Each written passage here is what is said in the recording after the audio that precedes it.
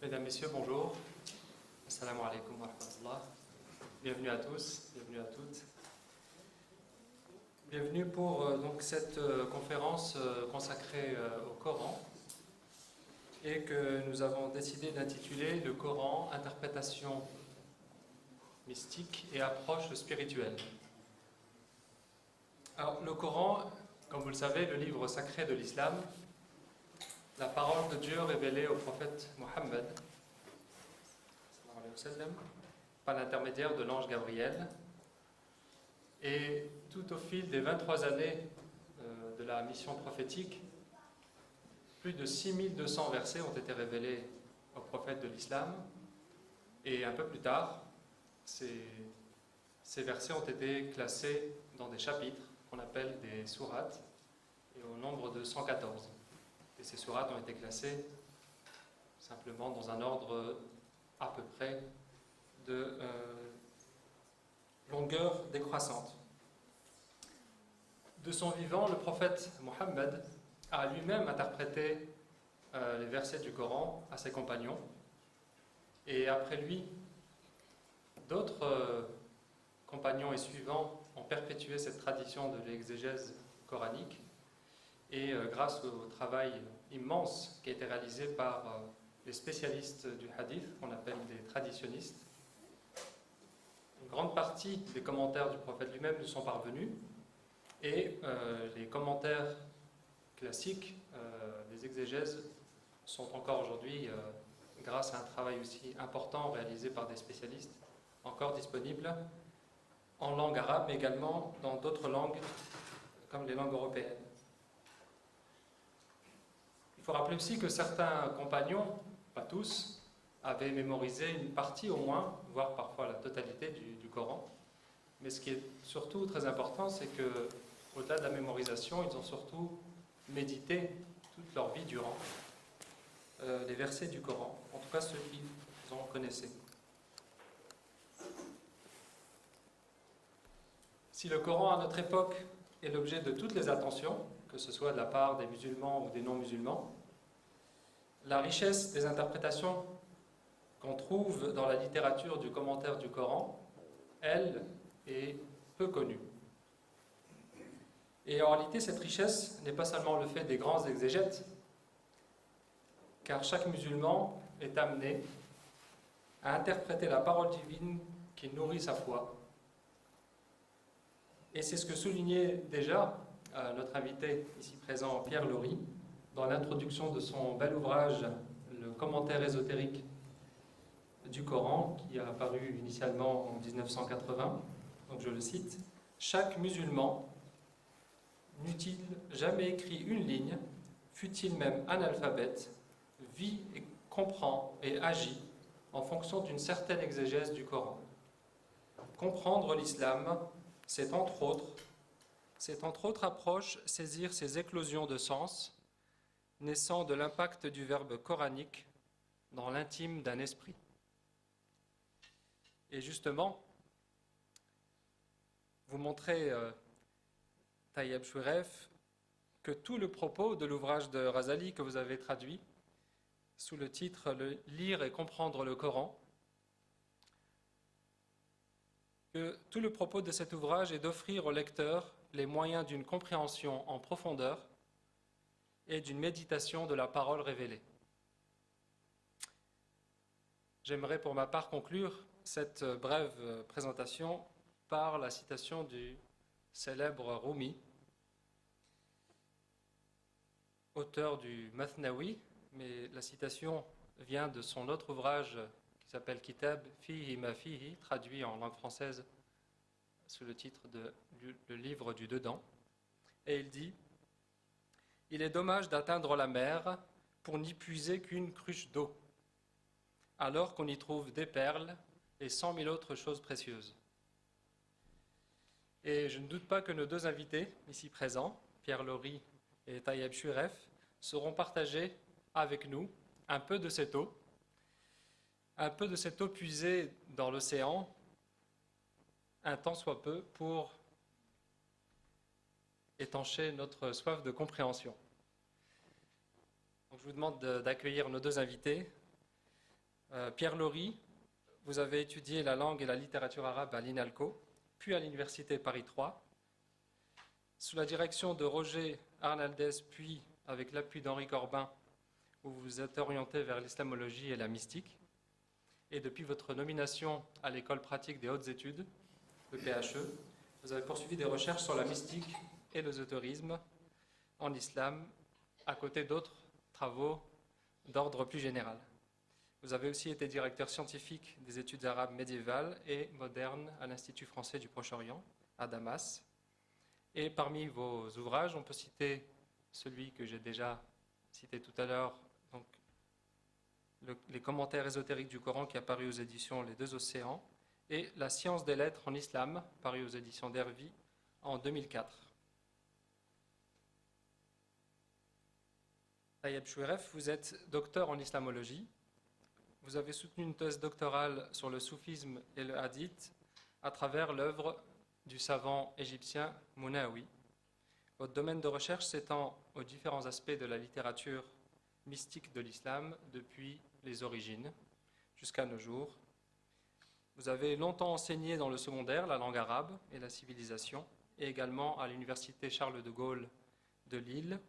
Vous êtes écrivain et conférencier, et parmi vos ouvrages, on peut également citer Lire et comprendre le Coran, paru aux éditions des Tasnim en 2014, Les enseignements spirituels du prophète, paru aux éditions Tasnim également en 2008, et prochainement, probablement au mois de juillet, votre dernier ouvrage, Les citations du Coran expliquées aux éditions Erol. Merci de nous faire l'honneur d'être présent avec nous aujourd'hui, et je vous laisse la parole, Pierre Laury, pour la foi d'Abraham à travers les commentaires mystiques du Coran. Merci beaucoup. Merci beaucoup pour cette présentation. Merci à vous tous d'être présents pour aborder et échanger sur un sujet tellement riche, je veux dire infiniment riche. Je dis infiniment parce que ça fait maintenant plus de 30 ans que j'ai la chance et le privilège d'enseigner la civilisation islamique et puis actuellement la mystique musulmane à l'université. Et il m'est arrivé très souvent que des étudiants viennent me trouver en disant « j'aimerais étudier le Coran pour vraiment comprendre le sens du Coran tel qu'il est ». Alors ça part d'une bonne intention et en même temps d'une certaine naïveté, comme s'il pouvait exister un seul sens dans le Coran, alors que précisément, on voit bien à travers la littérature exégétique qu'il existe une infinité de sens et que l'interprétation est exigée pour chaque lecteur et pour chaque verset. Il y a au fond autant de lectures du Coran qu'il y a de lecteurs du Coran. Si vous prenez simplement la sourate de la Fatiha, la première sourate du Coran qui est récitée par tous les pratiquants chaque jour au moment de la prière rituelle, elle ne comporte que 7 versets et elle donne lieu à des commentaires absolument infinis. Au nom de Dieu, le tout miséricordieux, le très miséricordieux, Rahman Rahim. Que signifient ces termes? Que signifie cette miséricorde? À qui s'applique-t-elle? Est-ce une miséricorde cosmique? S'applique-t-elle aux hommes uniquement? S'applique-t-elle aux croyants uniquement? Il y a eu beaucoup de débats à ce sujet-là. Elle se termine par une demande d'être guidé hors de la voie de ceux qui encourent la colère de Dieu. Qu'est-ce que la colère de Dieu? Demandent les théologiens. Est-ce que Dieu peut se mettre en colère? Dieu est infiniment sage, il a tout créé, il a tout voulu, il se mettrait en colère. Pourquoi? D'où lui viendrait ce sentiment finalement tellement humain? Et qui sont désignés comme ceux qui ont encouru la colère de Dieu? Est-ce que selon Tabari, il s'agirait comme selon Tabari des Juifs? Est-ce que selon Razi, il s'agirait au contraire de toutes sortes de transgresseurs qui ont désobéi aux impératifs moraux du Coran? Les questions sont ouvertes et comme vous le voyez, sont vraiment extrêmement importantes. Donc l'interprétation du Coran en soi est absolument indispensable et c'est une erreur fatale d'imaginer, de dire voilà, j'ai trouvé le sens de tel ou tel verset. Fardin Razi, le grand théologien et commentateur du XIIe siècle, a écrit un immense commentaire, un fascinant commentaire du Coran. Le commentaire de la Fatiha, donc des 7 versets, prend 232 pages, dont presque la moitié consacrée au commentaire de la Basmala, Bismillah ar-Rahman ar-Rahim. Donc c'est là cela montre comment on peut véritablement à l'infini comprendre les diverses nuances du texte. Et je pense qu'à l'exemple de tous ces grands commentateurs, le Coran continuera à être commenté jusqu'à la fin des temps. Au cours depuis les premiers âges plutôt, les musulmans se sont essayés à plusieurs démarches pour comprendre le Coran. Ça ne part pas à l'aveuglette, bien sûr, et on peut en distinguer 3 démarches principales. Une démarche, disons, qui s'appuie sur le raisonnement, une démarche plutôt rationnelle, une démarche qui entend se limiter plutôt à l'usage du hadith, et une autre, celle que nous allons voir plus précisément maintenant, qui est d'ordre mystique. Le commentaire rationaliste s'est développé surtout à propos du dogme. Comment définir le sens précis du Coran dans le sens du dogme. Par exemple, la question se pose à propos de la colère de Dieu, par exemple. Comment Dieu ne peut pas se mettre en colère comme un homme. Donc, que signifie ce verset? Et pour ces commentateurs rationalistes, il s'agit d'une figure de rhétorique. Donc, le Coran essaye de se mettre à la hauteur des hommes en donnant des images, disons en parlant de Dieu, mais en utilisant une réserve d'images qui appartient à la vie humaine. Et donc, lorsqu'il est dit que, mettons, Dieu a créé Adam avec ses 2 mains, ou qu'il s'est assis sur le trône après la résurrection, il est bien évident que Dieu n'a pas de corps. Ces 2 mains sont une métaphore de la force de Dieu. Le trône, c'est une métaphore de son omniprésence, etc. Un exemple particulièrement frappant qui va interférer avec ce que je dirais tout à l'heure sur la mystique, les versets 22 et 23 de la sourate 75, Al-Qiyamah, parlent de la résurrection et disent « Ce jour-là, des visages éclatants contempleront leur Seigneur, regarderont leur Seigneur. » Alors, l'exégèse rationaliste pure, les Mu'tazilites à l'époque, n'acceptaient pas le sens littéral de ce verset. Comment croire qu'on puisse voir Dieu, même dans l'au-delà, alors que Dieu n'a aucun corps? Donc, le grand théologien Mu'tazili Abdullah Jabbar disait c'est une façon du targhib, de faire souhaiter aux hommes de se rapprocher de Dieu. Vous verrez Dieu, mais bien évidemment, Dieu ne peut pas être vu. Donc, c'est un outil, disons, toute l'exégèse coranique peut se fonder sur des outils spéculatifs comme ça pour essayer d'approcher le sens du Coran. Toutefois, le courant majoritaire, le courant au fond qui est le plus utilisé dans l'exégèse sunnite du Coran, a plutôt tendance à se méfier des spéculations rationalistes comme celle des Mu'tazilites en disant que la raison est un outil assez faible, la raison toute seule n'est pas en mesure de comprendre des vérités métaphysiques, n'est pas en mesure de comprendre ce qu'on appelle les ilahiyat, les choses divines, et que donc il vaut mieux que, humblement, elles suivent le sens littéral du Coran sans chercher à savoir ce que sont, je sais pas, les mains de Dieu ou la vision de Dieu. Et elle s'appuiera, pour expliquer le sens des versets, plutôt sur des paroles du prophète. Donc s'il y a une obscurité dans le texte coranique, on va chercher plutôt des hadiths, des paroles du prophète, ou des paroles des compagnons ou des suivants, afin de mieux cerner le sens. Le commentaire par excellence, disons, dans cette optique sunnite, c'est celui de Tabari qui, au Xe siècle, a composé un monumental commentaire du Coran fondé notamment donc sur le hadith, ce qui ne l'empêche pas d'ailleurs de réfléchir par lui-même, simplement son opinion personnelle, il ne le fait pas prévaloir comme étant le sens obligé du Coran. Et cette exégèse sunnite, celle qui prévaut actuellement, aura tendance à être plutôt littéraliste. Par exemple, à propos de la vision de Dieu, le verset du Coran affirme que les bienheureux verront Dieu au paradis, eh bien, on admet qu'ils verront Dieu. On n'explique pas pourquoi, comment Dieu se rendra visible aux hommes, mais on admet le sens littéral du verset. Et enfin, donc la troisième approche est l'approche mystique. Cette approche n'est pas du tout exclusive des autres, c'est-à-dire qu'on peut très bien comprendre le Coran dans ce sens mystique et en même temps être un théologien spéculatif et en même temps utiliser des hadiths. Simplement, la visée ici est complètement différente. En tant qu'ils sont mystiques, ce qu'on appelle les soufis, recherche une rencontre vécue avec le divin. Donc il ne cherche pas une espèce d'explication, de concordance intellectuelle du texte coranique. Ce qu'il cherche, c'est rencontrer véritablement la présence divine. Le soufisme s'est développé à partir de l'époque où le Coran a été, selon le dogme sunnite, déclaré parole éternelle de Dieu. C'est-à-dire qu'un croyant qui récite le Coran récite une parole qui est éternellement, en quelque sorte, auprès de Dieu. Il s'approprie, il se laisse traverser par quelque chose comme une présence divine. La simple récitation du Coran comporte dès lors une certaine charge qui peut devenir mystique, qui peut nourrir presque physiologiquement, celui qui se met en prière ou qui récite le Coran. On a pu comparer de ce fait la récitation du Coran d'une certaine manière à l'Eucharistie pour les chrétiens.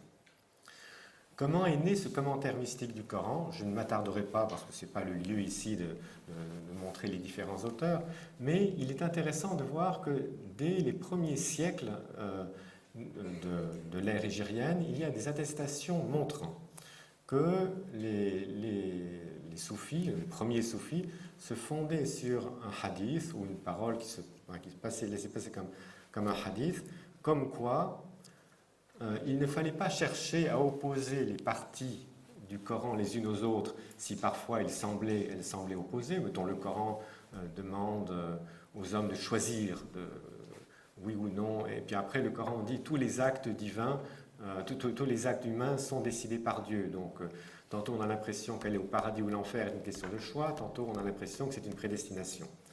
Eh bien, dans ces milieux-là, circulait l'idée qu'il ne fallait pas chercher à mettre les versets en contradiction, car en effet, le Coran a été unzila ala wujuh. Le Coran a été révélé suivant des aspects particuliers, littéralement suivant des visages particuliers. C'est-à-dire que chaque verset du Coran a comme des visages différents et qu'il ne faut pas qu'il faut les prendre selon l'aspect qui convient à la lecture spécifique. Il ne s'agit pas donc de bloquer le sens du Coran en disant ce verset signifie telle chose uniquement, mais de considérer qu'un verset peut avoir différentes dimensions possibles.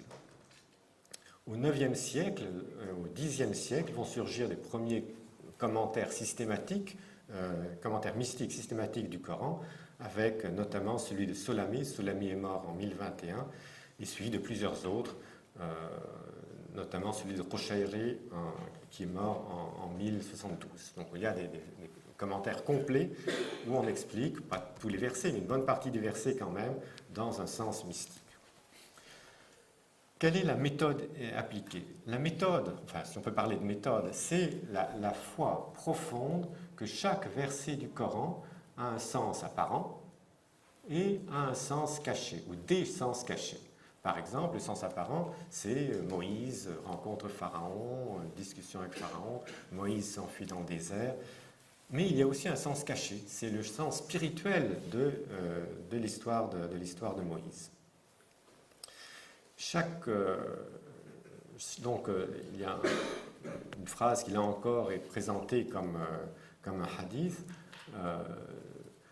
Le Coran a un dos et un ventre, et ce ventre a à son tour un ventre, et cela jusqu'à 7 ventres. Le Coran a un dos, zahar, c'est-à-dire allusion au sens extérieur, au sens apparent, zahar, et le Coran a aussi un ventre, c'est-à-dire batin, d'un sens intérieur, un sens caché, et ce sens intérieur a lui aussi un sens caché, et à partir de ce sens caché, on peut obtenir d'autres sens cachés, jusqu'à 7 sens cachés, 7, c'est-à-dire une infinité de sens cachés, comme on va voir quelques exemples tout à l'heure. Comment s'obtient la compréhension de ces sens cachés? Précisément par une forme de perception, une faculté particulière que la tradition islamique appelle le cœur.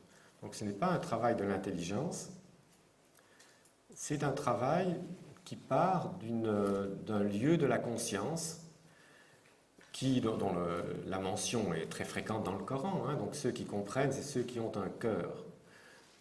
Le cœur permet de comprendre les réalités dont parle le Coran. Ce n'est pas ce n'est pas comme on pense maintenant, une faculté émotionnelle, le cœur c'est le 14 février. Non, le cœur c'est vraiment ce par quoi on peut comprendre le divin. Et ce qui se passe lors de la lecture du Coran, c'est que le verset a un sens extérieur, on peut rester bloqué en quelque sorte à ce sens extérieur, mais la méditation permet l'ouverture, et cette ouverture est appelée par les mystiques un dévoilement, kashf.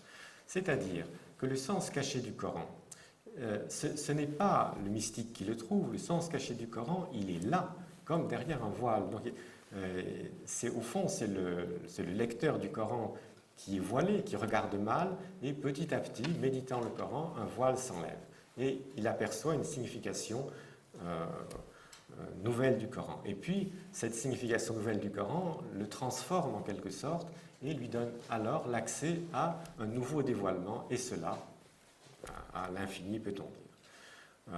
Abd al-Razak al-Kashani, cet commentateur du Coran dont j'ai étudié les ta'wilat, un grand commentaire systématique du Coran au XIIIe, XIVe siècle, raconte qu'au début, il récitait le Coran avec une certaine lassitude. C'était pour lui routinier et il s'en fatiguait jusqu'à ce qu'un jour, de façon inattendue, brusquement, il a compris que chaque sens du Coran chaque phrase du Coran avait un sens intérieur et que brusquement tout s'est ouvert à lui et il a vu en quelque sorte de nouvelles phrases, presque un nouveau livre, surgir à ses regards et il a rédigé son commentaire, ses commentaires ésotériques du Coran.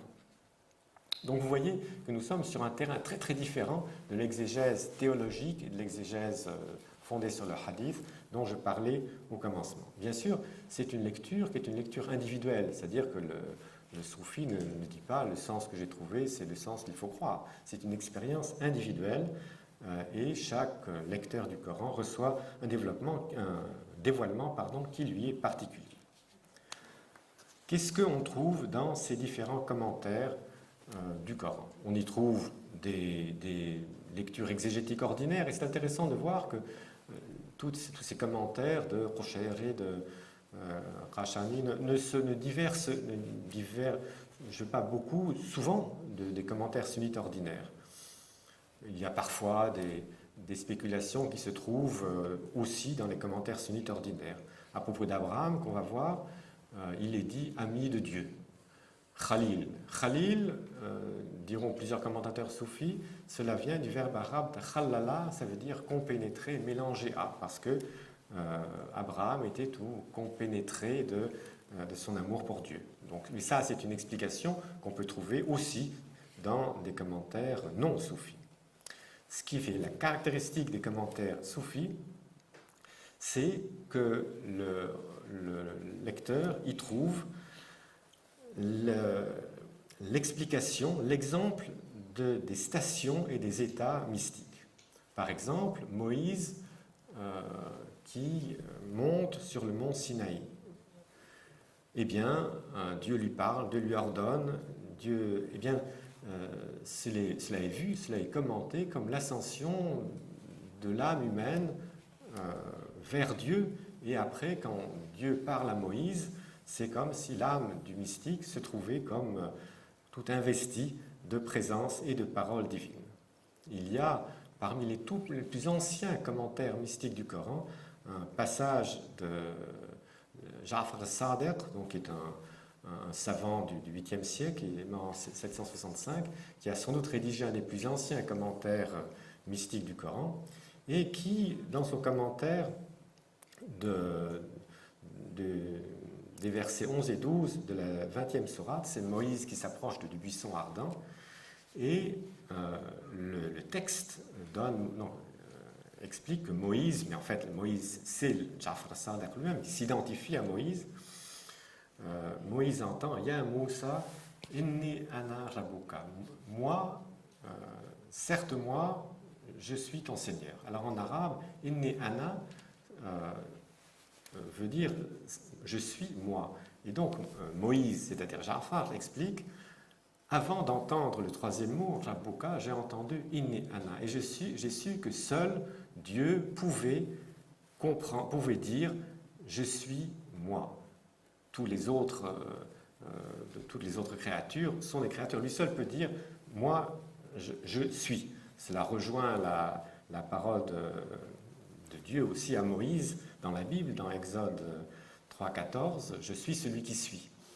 Et à ce moment-là, Moïse, Jafar, est complètement bouleversé parce qu'il comprend que seul Dieu est et que lui, Moïse, n'est qu'un intermédiaire dans une parole divine qui part de Dieu et qui va à Dieu. Lui-même, il dit, je ne suis qu'un intermédiaire, je ne suis qu'un intermédiaire entre Dieu qui parle et Dieu qui écoute. Je ne suis qu'un Shabbat, je ne suis qu'une...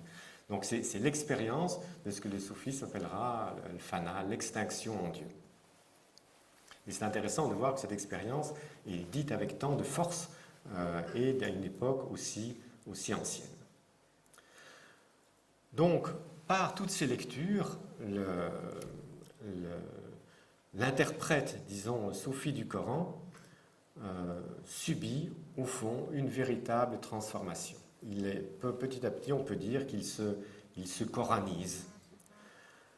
Et plutôt que de discours abstraits, d'idées générales sur le soufisme, je voudrais vous proposer un exemple, simplement, l'exemple d'Abraham, de façon très brève, pour illustrer comment le lecteur soufi du Coran s'identifie complètement à Abraham pour exprimer son expérience mystique, pour lire son expérience mystique dans le texte coranique, avec la conviction profonde que le Coran s'adresse à chaque être humain et que le Coran peut apporter une nourriture et un dévoilement pour chaque être humain dans son cheminement propre. Donc tout le monde connaît la centralité d'Abraham dans la tradition musulmane, c'est le modèle par excellence, c'est le modèle du monothéisme originel. C'est Abraham que Mohammed rencontre lors de l'ascension céleste et du Mi'raj au 7e ciel. Il disait que lui-même ressemblait à Abraham comme un sosie, et lorsqu'il a eu un fils, il l'a appelé Ibrahim, précisément. Alors, nous sélectionnons comme exemple, disons, le simple passage où Abraham contemple les étoiles. Vous connaissez certainement ce passage-là, Sourate 6, versets 76 et suivants. Donc, Abraham, je vous le lis, quand la nuit l'enveloppa, Abraham observa une étoile et dit « Voilà mon Seigneur ». Puis lorsqu'elle disparut, il dit « Je n'aime pas les choses qui disparaissent ». Lorsqu'ensuite il observa la lune se levant, il dit « Voilà mon Seigneur ». Puis lorsqu'elle disparut, il dit « Si mon Seigneur ne me guide pas, je serai certes au nombre des égarés ». Lorsqu'ensuite il observa le soleil levant, il dit « Voilà mon Seigneur, celui-ci est plus grand ». Puis lorsque le soleil disparut, il dit « Ô mon peuple, je désavoue tout ce que vous associez à Dieu. Je tourne mon visage exclusivement vers celui qui a créé les cieux et la terre, et je ne suis point de ceux qui lui donnent des associés. » Donc, vous voyez, ce passage est très important, parce qu'il pose la question, comment croit-on ? Abraham se met à croire, mais comment il ne croit pas par tradition? Son père est un idolâtre, et son père aurait même été fabricant d'idoles, d'après la tradition. Mais comment croit-il? Donc, est-ce qu'il y a un processus de réflexion? Il voit les différents astres. Qu'est-ce qui fait qu'Abraham croit et comment croit-il? Donc, la foi d'Abraham est l'exemple, disons, d'un processus, d'une démarche personnelle pour atteindre la vérité. Je vais commencer par le verset 75 qui précède, qui précède juste le passage que je viens de vous lire. Verset 75, « Ainsi avons-nous montré à Abraham le royaume des cieux et de la terre, afin qu'il fût de ceux qui croient avec conviction. » La question donc est posée. Dieu montre à Abraham le Malakout, le royaume des cieux et de la terre, mais est-ce qu'Abraham ne croyait pas? Donc, est-ce que pour qu'Abraham soit parmi les gens de conviction, ça veut dire qu'il n'avait pas une foi complète et qu'après, sa foi a dû être complétée? C'est une question donc, qui interroge la théologie. Alors, les commentateurs théologiques, et les commentateurs littéraux, disons, qui s'occupent de l'exégèse littérale du Coran, ont tenté d'expliciter ce verset. Que signifie Abraham a vu le royaume des cieux et de la terre? Est-ce qu'il s'agissait d'une vision?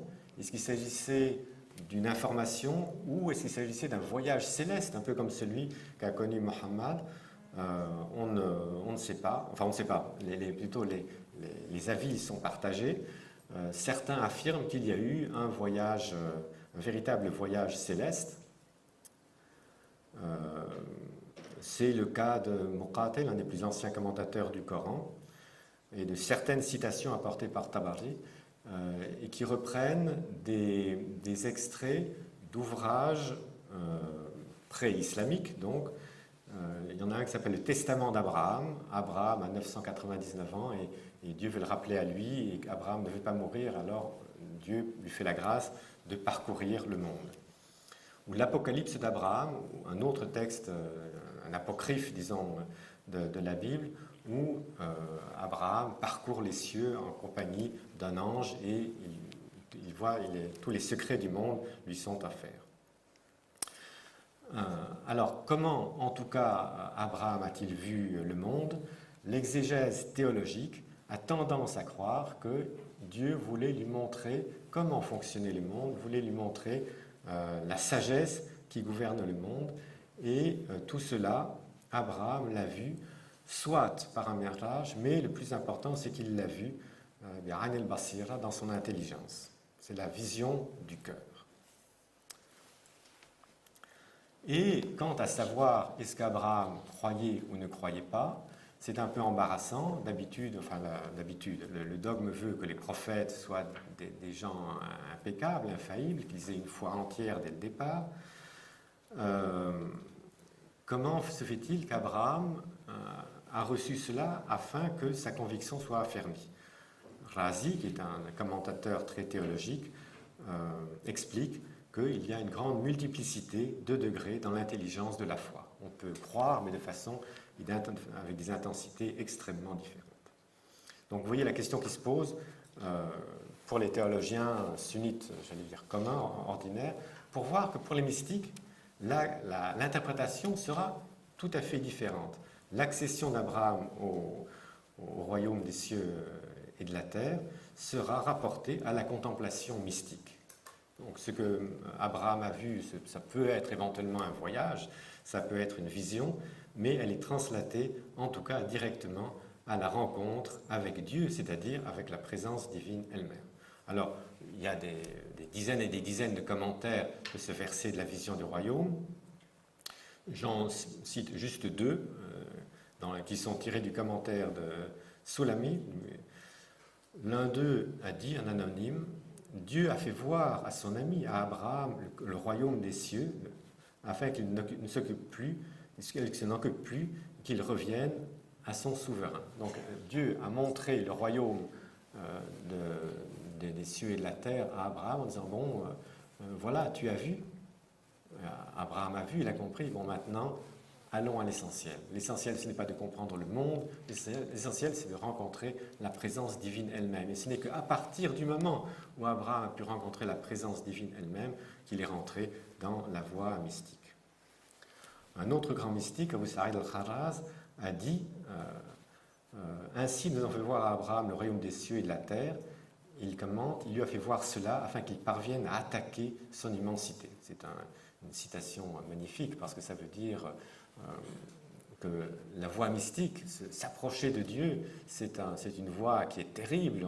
Vous vous souvenez du passage coranique où Moïse veut voir Dieu et lorsque Dieu passe derrière la montagne est volatilisée. C'est-à-dire quel être humain peut supporter la présence de Dieu? Or, la voie mystique, c'est ça, c'est essayer de se rapprocher de la présence divine. Eh bien, pour aider Abraham, Dieu a montré à Abraham son royaume afin qu'après, il puisse supporter la présence divine elle-même sans être complètement écrasé, volatilisé. Alors, venons-en maintenant à la découverte de la foi par la contemplation de l'étoile d'abord, de la lune ensuite et du soleil enfin. Cette quête religieuse d'Abraham elle ne se trouve pas dans le Coran d'abord. Il y a toute une tradition juive, talmudique, paratestamentaire où Abraham est dit avoir examiné le ciel, notamment la création. Philon d'Alexandrie, le philosophe juif d'Alexandrie du 1er siècle, explique qu'en fait Abraham a une démarche qui était presque déjà philosophique en quelque sorte, mais une philosophie qui cherche à se rapprocher de la sagesse divine. Flavius Joseph, vers la même époque, explique que c'est par la contemplation du ciel et de la terre qu'Abraham est arrivé à reconnaître Dieu. Dans les commentaires théologiques et traditionnels sunnites, on rapporte un peu des histoires analogues à celles de ces livres juifs, notamment chez Muqatil ibn Sulaiman, chez Tabari ibn Kathir, bien d'autres.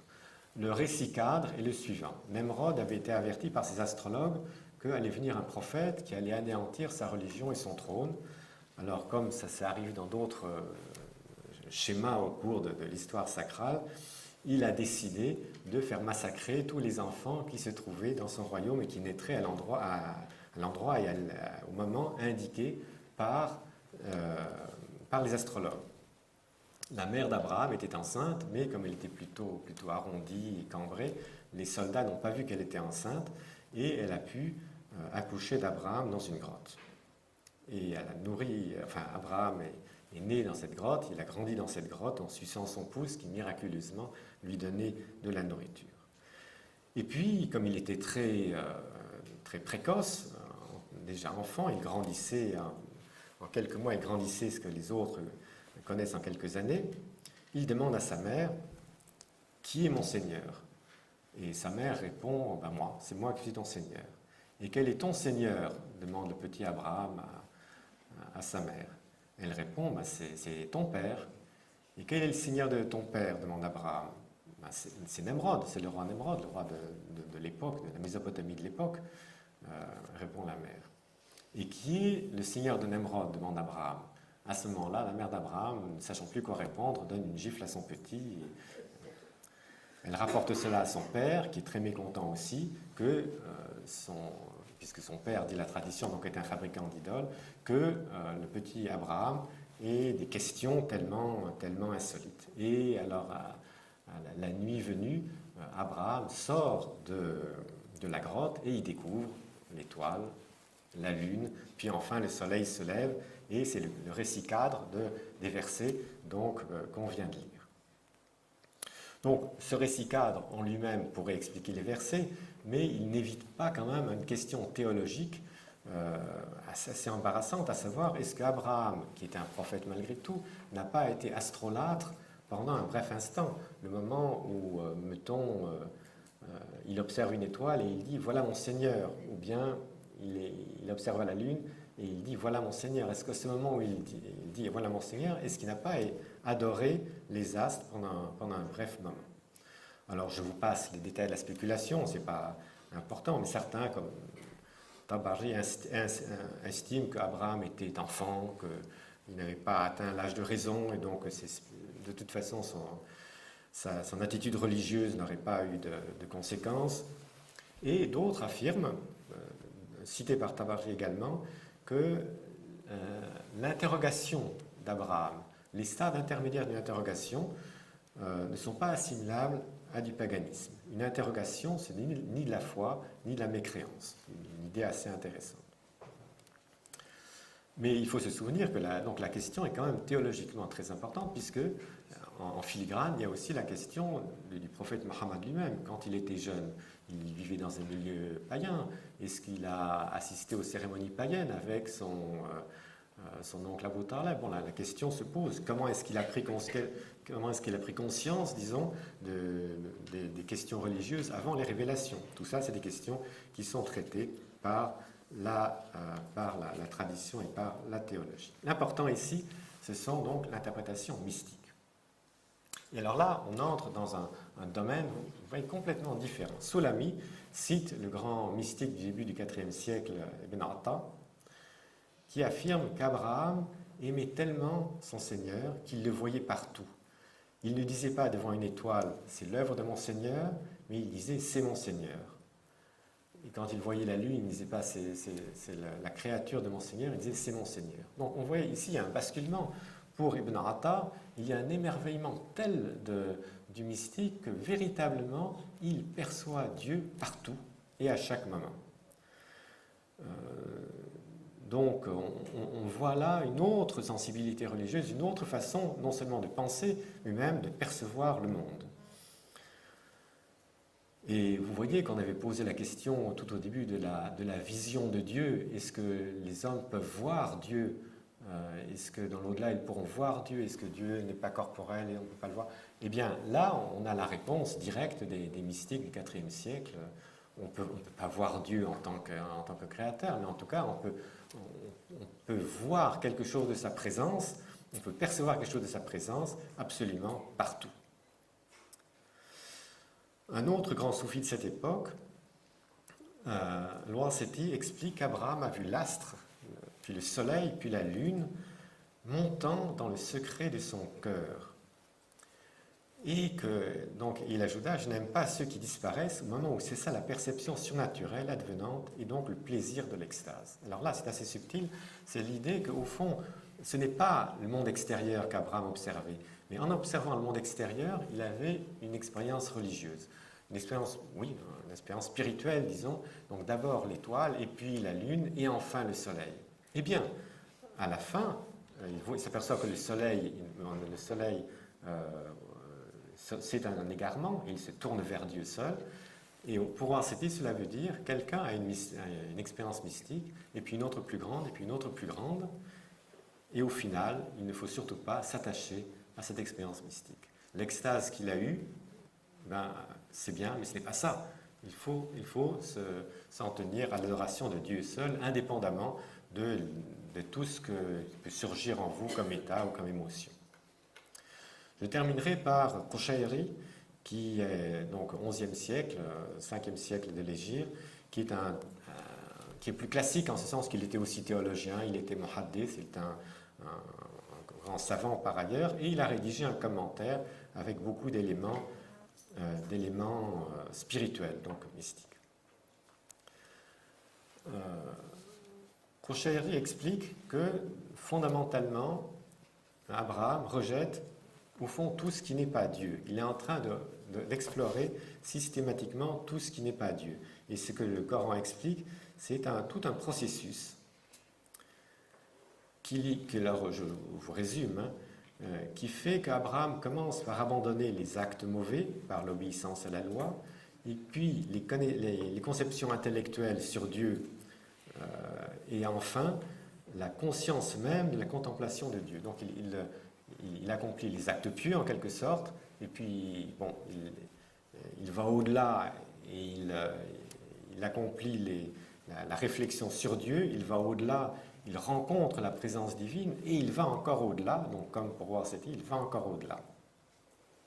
Ce que Qushayri donc traduit en fonction du texte par, il y a d'abord une sorte d'aurore mentale, sabah al-wujud. Il voit l'apparition de l'étoile de l'intellect. L'étoile de l'intellect, c'est pas seulement l'intellect en sens de réflexion. Pour Qushayri, dans son monde à lui, c'est vraiment l'amour, en quelque sorte, mais l'amour encadré, discipliné par le raisonnement. Donc, par l'intellect, Abraham reconnaît déjà Dieu. Mais, petit à petit, la science spirituelle, l'ilm, surgit en lui. Et donc, il dépasse la considération purement doctrinale de Dieu.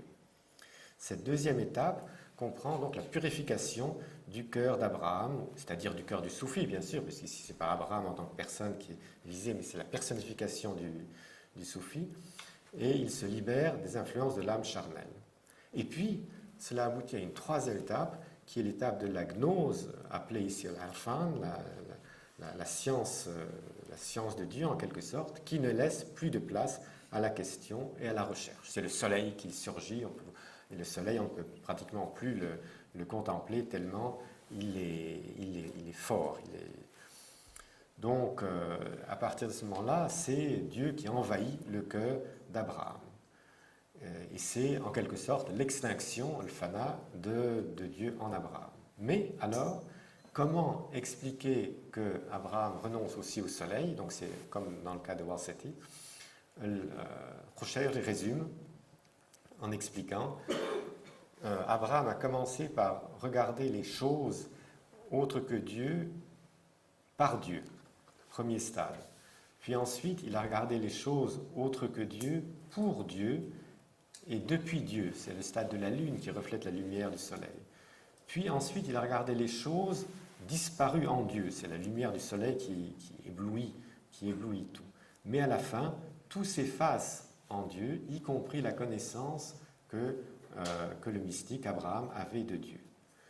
Donc on aboutit à... Tout est en quelque sorte effacé en Dieu et ressurgit devant la vérité fondamentale, alors, qui est celle que Dieu seul existe réellement, Dieu seul fait vivre réellement, et que l'être humain, le mystique lui-même, il est fan, il est éphémère, il n'existe au fond que pour autant qu'il se trouve face à Dieu. Il n'existe que dans l'intention et dans le regard de Dieu. Voilà, donc je conclurai en disant qu'on voit bien ici que la lecture mystique du Coran est une lecture qui est strictement individuelle, c'est-à-dire que quand on lit des textes comme ça, on voit bien que ce sont les soufis qui ont vécu cela très, très intensément. Ils ne cherchent pas à justifier tout ce qu'ils disent par des raisonnements ou par des hadiths. Mais néanmoins, on voit qu'il y a une correspondance de commentaires soufis du Coran à commentaires soufis du Coran.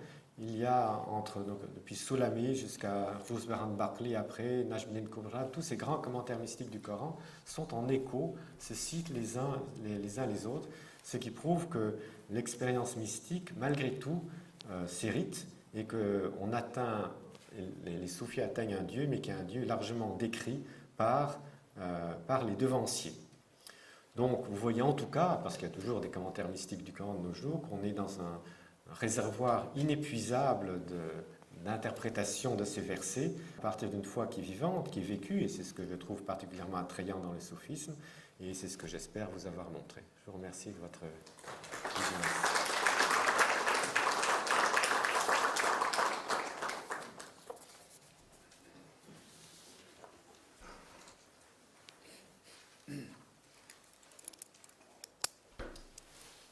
Merci à vous, Pierre-Laury. On va vous donner la parole pendant 10 à 15 minutes pour que vous puissiez poser quelques questions. Simplement, avant de vous donner la parole, j'aimerais vous demander de bien faire des questions courtes et surtout bien liées à l'exposé de Pierre-Laury. Ensuite, si vous avez des questions un petit peu plus larges, vous aurez une demi-heure supplémentaire à la fin de la seconde intervention pour les poser. Merci beaucoup. Donc, s'il y a des questions, on peut faire circuler le micro.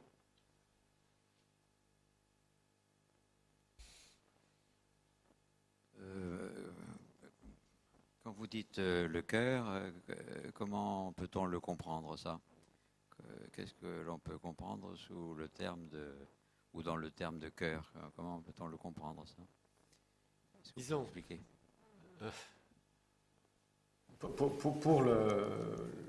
Dans le sens où la tradition l'entend, on peut dire que c'est un foyer de conscience.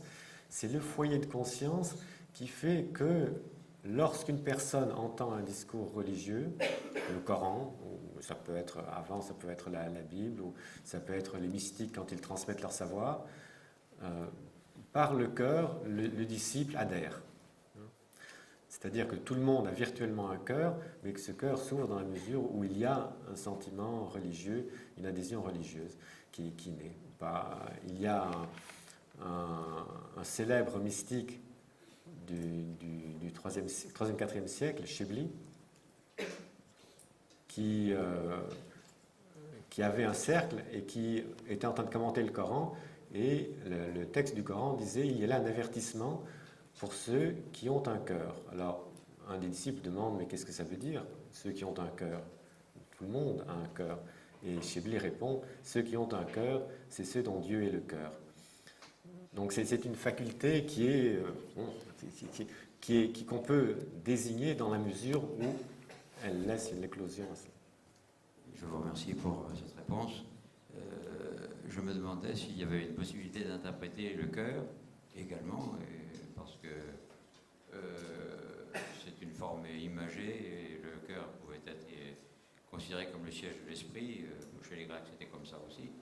Mais est-ce qu'il y a quand même une possibilité d'interpréter le cœur comme le cœur organique, c'est-à-dire ce qui fait la vie, tant qu'il y a la circulation du sang, c'est la vie corporelle aussi. Est-ce qu'il peut y avoir une interprétation comme ça? Si, tout à fait. Non, simplement, comment est-ce qu'on peut dire, il y a un débat dans la pensée orientale, mais qui déjà dans la pensée grecque aussi. Où est le siège de la conscience, hein? Donc il y avait ceux qui pensaient que c'était dans la tête, et ceux beaucoup plus nombreux qui pensaient que c'était dans le cœur. Donc il y a vraiment l'idée que la conscience et la pensée avaient son siège dans le cœur. Et donc ça, c'est un niveau, disons, philosophique.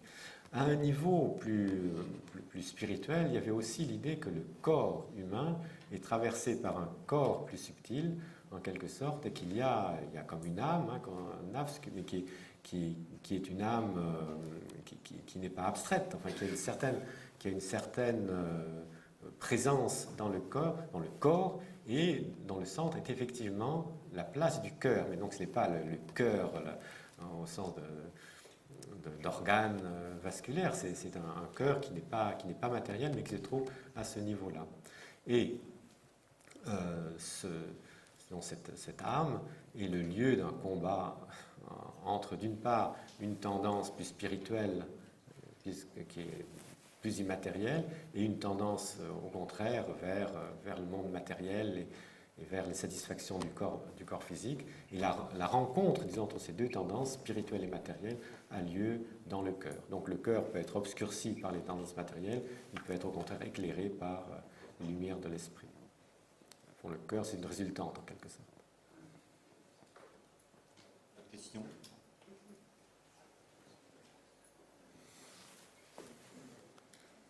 Bonjour. Par rapport à ce que vous venez d'évoquer, effectivement, le fait de parler du cœur, Razali parle beaucoup aussi du fait de goûter aussi les choses, d'expérimenter.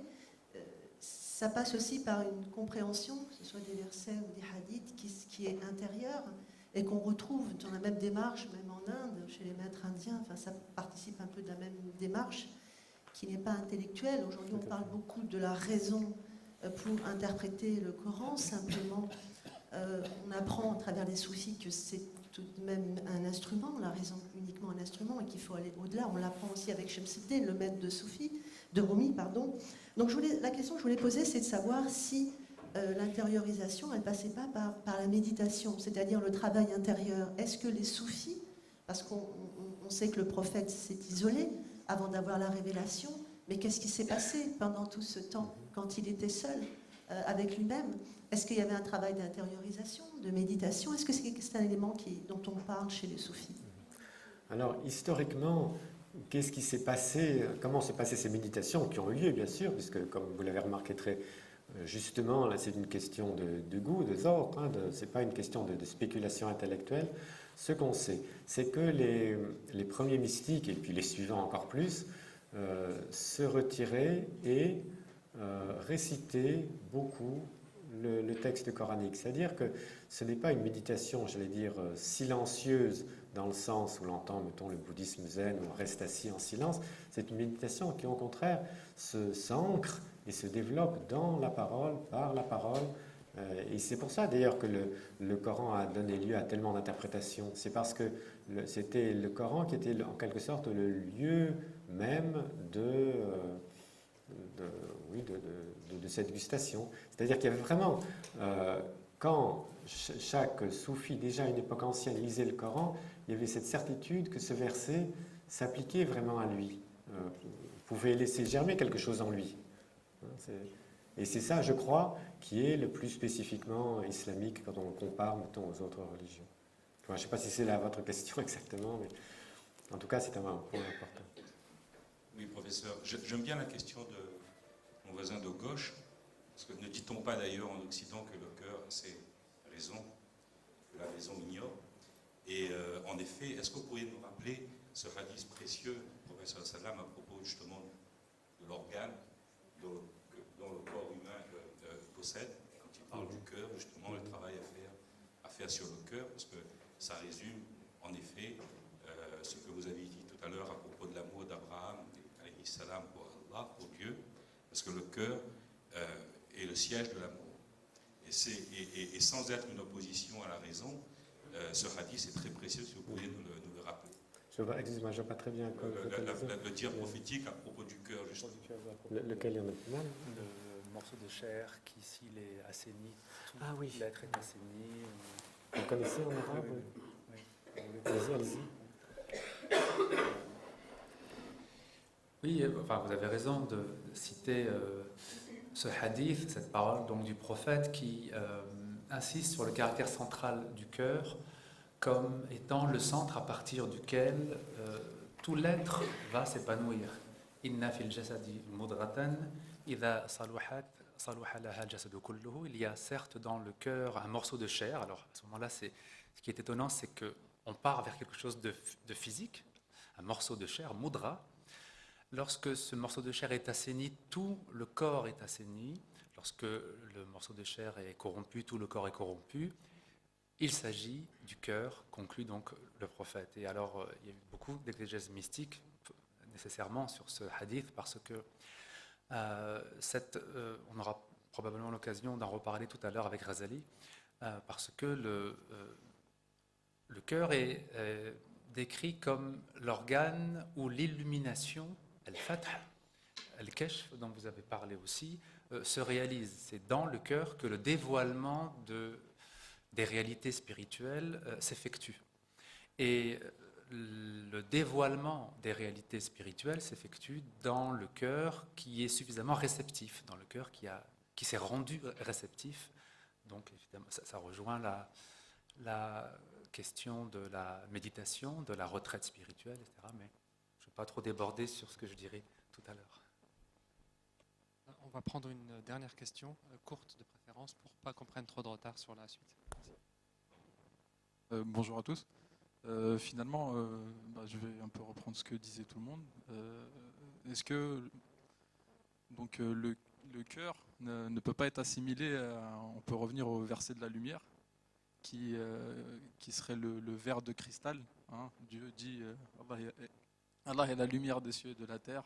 Sa lumière est comme une niche dans laquelle se trouve une lampe. Donc après à la fin il dit c'est comme un as de grand éclat. Donc ce que vous voyez le prophète Ibrahim alayhi salam par rapport à l'étoile, la lune et le soleil. Donc tout ça ce serait en fait pris de l'arbre béni qu'on peut aussi, comme vous avez cité tout à l'heure aussi le prophète Moussa alayhi salam qui voyait donc le tison de feu, donc un arbre, quoi. Donc est-ce qu'on peut pas mettre tout ça en relation par rapport à la lumière intérieure qui illumine et on voit Dieu partout ensuite par celle-ci? Et on peut le faire. Je veux dire, votre intervention est un bon exemple, comme quoi on peut effectivement, à partir de versets coraniques, faire des rapprochements avec d'autres, avec la vie intérieure. Et vous voyez bien que, comment dire, en vous entendant, on voit bien comment les versets coraniques s'épanouissent de façon éventuellement donc, mystique à l'infini. Rien ne vous empêche de le dire, même si vous voyez dans les commentaires du Coran, à propos de ce verset, donc le verset de la lumière, vous avez des centaines de pages d'interprétations différentes. Merci à vous. Alors on va poursuivre le programme avec la seconde intervention